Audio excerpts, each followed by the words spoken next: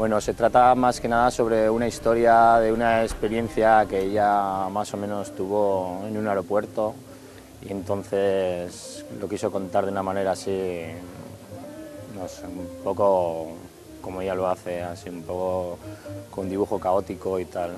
Aunque tiene una parte bastante narrativa, también tiene una parte que es un poco, se puede referir al sueño, más de corte experimental.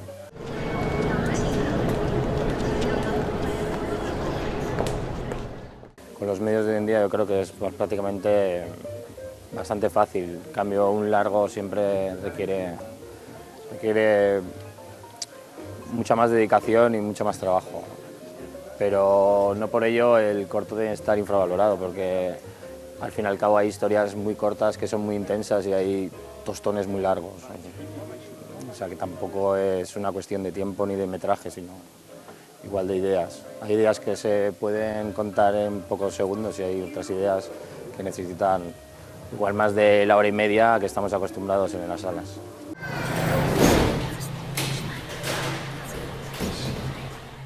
Internet también es favorable al formato corto porque ya cada vez se ve menos las cosas que duran mucho y aparte es como más fácil de mover. No sé, yo creo que las redes sociales y así también tienen algo que ver con...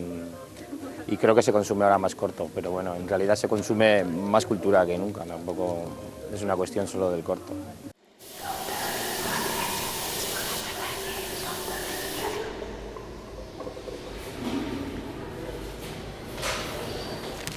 No, yo creo que es una explosión no solo del País Vasco, que es global y que cada vez hay más gente con medios para poder contar historias y cada vez hay más gente con más ganas de contar historias. Entonces, pues yo creo que se ha perdido un poco el miedo y se ha perdido un poco la figura del director, ese señor que hace películas, ¿no? Ahora es como un poco pasa a formar parte del colectivo, de la conciencia colectiva o de toda la gente. What is your final destination? El recibir el apoyo tanto económico como de un público es bastante positivo para poder seguir realizando y poder saber que el trabajo que estás haciendo es bueno o por lo menos que tiene salida.